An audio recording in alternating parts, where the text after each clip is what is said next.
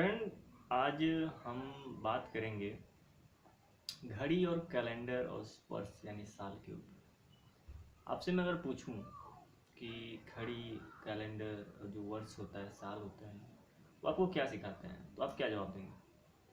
बहुत सारे लोग ऐसा कहेंगे कि भाई घड़ी हमें सिखाती है कि हमें रुकना नहीं चाहिए, निरंतर चलते रहना चाहिए। कैलेंडर सिखाता है भाई कि घटना नहीं चाहिए, बढ़ते रहना चाहिए। मैं आपको बताऊं कि ये सारी चीज़ें जो हैं पुरानी हो चुकी हैं। मतलब समथिंग 2010 चल क्या रहा है 2020। जब दुनिया बदल रही है, जमाना बदल रहा है, हर चीज़ बदल रहा है, तो हम पुरानी चीज़ों को लेकर के पुराने पैटर्न को क्यों सीख रहे हैं?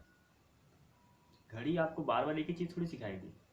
घड़ी, कैलेंडर, साल जो होते हैं हमको ये सिखाते हैं कि ज़िंदगी में कभी रुको मत, मगर एक समय ऐसा आता है कि रुकना पड़ता है। जैसे घड़ी होती है, 1 से 2 बजता है, 2 से 3, 4, 5, 6, 7, 8, 9, 10, 11, 12। 12 बजने के बाद क्या होता है? क्या होता है?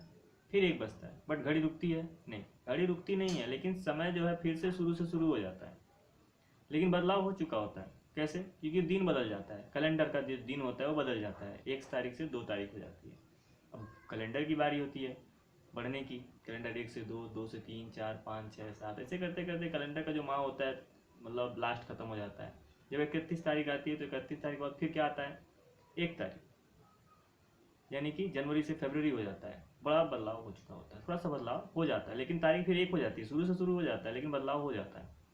जनवरी से फरवरी, फरवरी से मार्च, अप्रैल, मई, जून, जुलाई, अगस्त, सितंबर, अक्टूबर, नवंबर, दिसंबर। दिसंबर आता है, दिसंबर बाद फिर समय शुरू हो जाता है और आ जाता है क्या? जनवरी। लेकिन बदलाव क्या हो जाता है? वर्ष, साल बदल जाता है। शुरुआत शुरू से होती है, लेकिन होता क्या है? बदलाव बड़ा। मान लीजिए मैं आपको एक एग्जांपल दूं कि मान लीजिए आपने एक मतलब एक गोल सेट किया कि आए हाँ, मतलब कि मैं एक कार लूँगा। आपने एक कार लेने का गोल सेट किया, और उस कार के लिए मेहनत कर रहे हैं, स्ट्रगल कर रहे हैं, दिन रात लगे हैं, पार्ट बहुत बिंदास मेहनत हो रही है, दबा दब एकदम कि कार ले ही लेनी है। कार लेने से पहले आप जब प्लानिंग किए होते हैं कि यार मुझे कार लेनी है, कार लेने में मैं करूँगा क्या, यहाँ जाऊँगा, वहाँ जाऊँगा, ऐसे करूँगा, वैसे करूँगा, मतलब कई सारी चीज़ें प्लान कर लेते हैं आप। लेकिन प्लानिंग करने के बाद जब आप एक ऐसा टाइम आता है कुछ समय के बाद, जब आप कार खरीद लेते हैं। कार जब खरीदते हैं तो वो खरीदने के बाद आपका जो समय होता है ना, वो शुरू हो जाता है। कैसे? जब आप कार ले नहीं, आपके पास जब कार नहीं होती है, जब आप कार खरीदने का आप मतलब गोल सेट किए होते हैं, तो उस समय जो आप सोचे रहते हैं कि ऐसा करूँगा, वैसा करूँगा, ये करूँगा, वो करूँगा, तो जब कार लेने के बाद करते क्या हैं आप?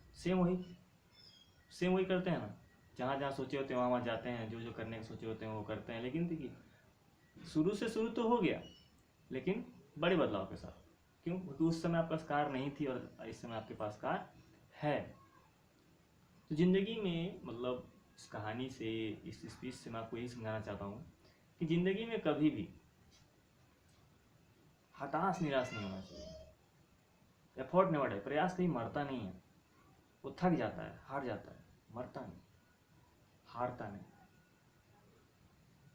तो ज़िंदगी में कभी भी घड़ी, कैलेंडर की तरह रहें।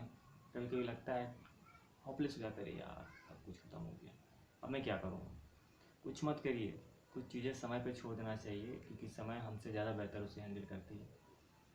इसका मतलब ये नहीं है कि हर चीज़ों को समय पे ही छोड़ दिया जाए। सही टाइम पे सही डिसीजन लेना बहुत ज़रूरी होता है। प्राथमिकता जिसे बोली जाती है, प्राथमिकता का मतलब क्या होता है? वो काम जो सबसे पहले, सबसे ज़्यादा ज़रूरी है, उसे बोला जाता है प्राथमिकता। अब मान लीजिए आपके पास आपकी शादी है, ठीक? आपकी शादी, आपका दोस्त कहीं दूर से आ रहा है आपकी शादी में, और आपको हल्दी लगने वाली है, तो आप क्या करेंगे?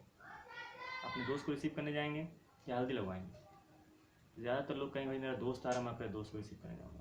पर यही गलत डिसीजन होता है। वो काम प्राथमिकता कही जाती है जो सिर्फ आपके द्वारा ही हो सकती है।